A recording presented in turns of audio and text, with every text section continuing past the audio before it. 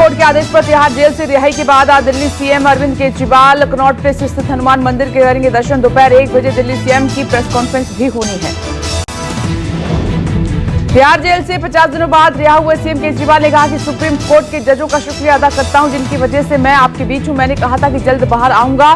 देश की 140 करोड़ जनता को तानाशाही से लड़ना होगा। दिल्ली सीएम केजरीवाल को तिहाड़ जेल रिसीव करने उनकी पत्नी सुनीता केजरीवाल पहुंची थी। सुनीता के साथ आम आदमी पार्टी के तमाम वरिष्ठ नेता और पंजाब सीएम भगवंत मान भी मौजूद रहे।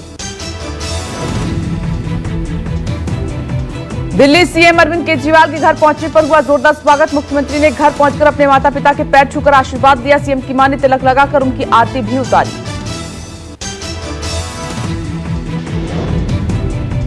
केजरीवाल के जेल से बाहर आने पर आप समर्थकों ने मनाया जश्न। ढोल नगाड़ों पर जमकर किया डांस। मुख्यमंत्री आवास के बाहर जमकर हुई आतिशबाजी।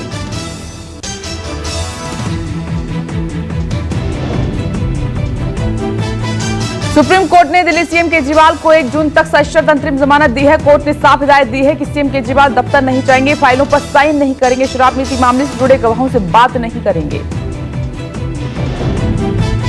केजरीवाल की जमानत पर आप सांसद संजय सिंह का बयान। सुप्रीम कोर्ट का फैसला स्वागत योग्य। अब देश केजरीवाल का कमाल देखेगा। संजय सिंह ने कहा कि सत्य परेशान हो सकता है, पराजित नहीं। दिल्ली सीएम केजरीवाल को मिली अंतरिम जमानत पर बोले कांग्रेस अध्यक्ष खड़गे, कोर्ट के ऐतिहासिक फैसले के बाद अब सरकार को ऐसी मनमर्जी करने से बचना होगा। केजरीवाल की जमानत पर कांग्रेस नेता पवन खेड़ा ने कहा कि हम सुप्रीम कोर्ट के फैसले का स्वागत करते हैं। उम्मीद करते हैं कि झारखंड के पूर्व सीएम हेमंत सोरेन को भी जल्द जमानत मिलेगी।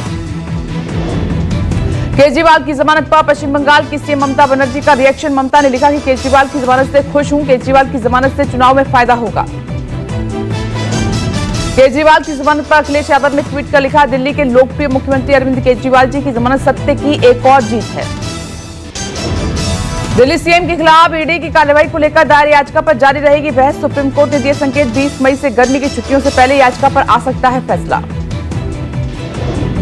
तिहाड़ जेल से शुक्रवार को रिहा हुए दिल्ली सीएम केजरीवाल आज से शुरू करेंगे चुनाव अभियान। पूर्वी और दक्षिणी दिल्ली लोकसभा क्षेत्र में केजरीवाल पंजाब सीएम भगवंत मान के साथ रोड शो करेंगे।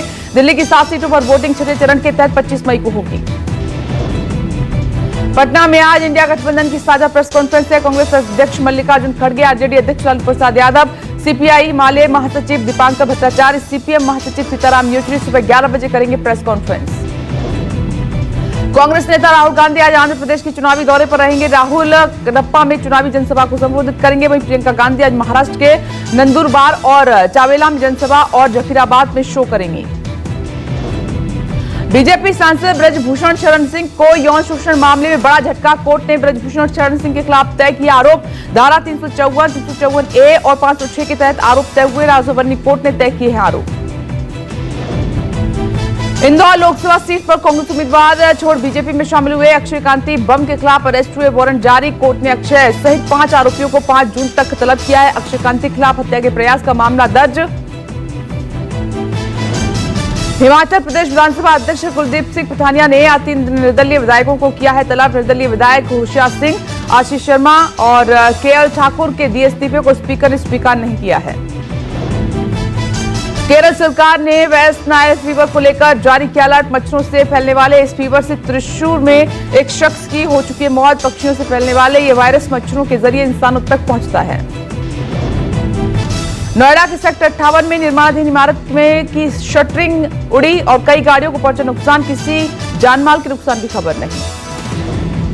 राजधानी दिल्ली और एनसीआर में कई जगहों पर तेज आंधी की वजह से उखड़े पेड़ गिरने से यातायात हुआ प्रभावित। नोएडा में काटी गई बिजली। देर रात तक चलता रहा सड़कों से गिरे पेड़ हटाने का काम।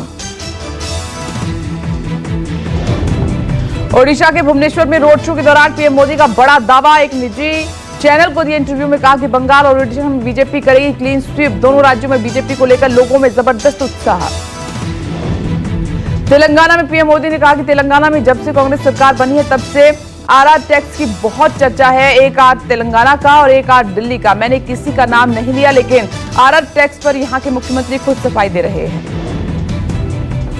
पीएम मोदी ने यूबीटी प्रमुख उद्धव ठाकरे और एनसीपी एससी अध्यक्ष शरद पवार को दिया ऑफर। कहा कि 4 जून को कांग्रेस में जाने की बजाय शरद पवार, अजित पवार और उद्धव एकनाथ शिंदे के साथ आए। राहुल गांधी पीएम मोदी के साथ डिबेट के लिए तैयार। राहुल गांधी ने कहा कि 100% किसी भी मंच पर प्रधानमंत्री से जनता के मुद्दों पर डिबेट करने को तैयार हूं।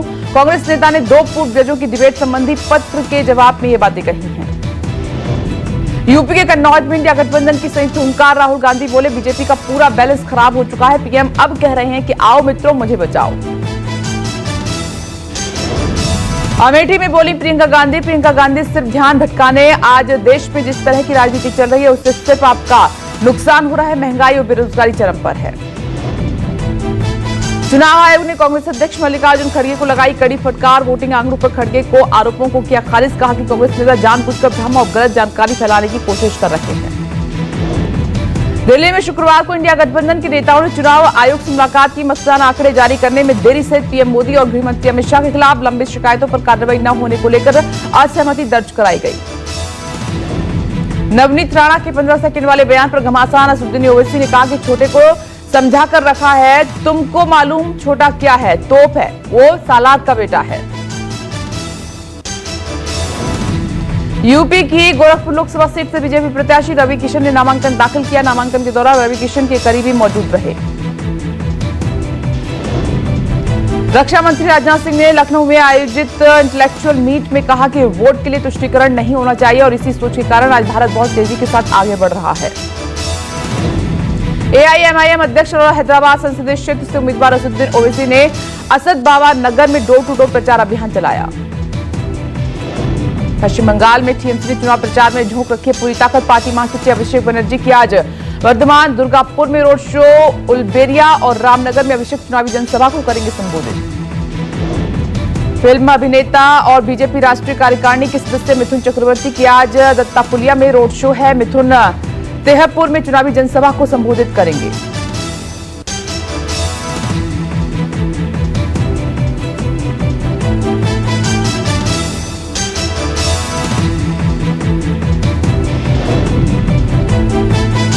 भारतीय अंतरिक्ष अनुसंधान संस्थान ने एक और बड़ी कामयाबी हासिल की है। इसरो ने तरल रॉकेट इंजन का किया है सफल संचालन। तरल रॉकेट इंजन PS4 के सफल परीक्षण से उपग्रहों के कच्चे माल की 97% और उत्पादन की मियाद में 60% की आएगी कमी।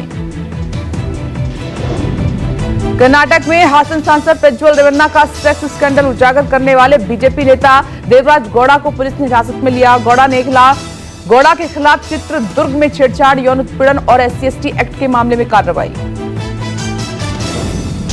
छत्तीसगढ़ के बीजापुर में सुरक्षा बल और नक्सलियों में मुठभेड़। एनकाउंटर में 12 नक्सली ढेर, भारी मात्रा में हथियार और विस्फोटक बरामद। गंगालूर थाना क्षेत्र के पीढ़िया के जंगलों में हुई मुठभेड़। उपराष्ट्रपति जगदीप धनखड़ ने शुक्रवार को सह परिवार अयोध्या में रामलला के दर्शन किए। उपराष्ट्रपति धनखड़ शाम को सरयू आरती में भी शामिल हुए।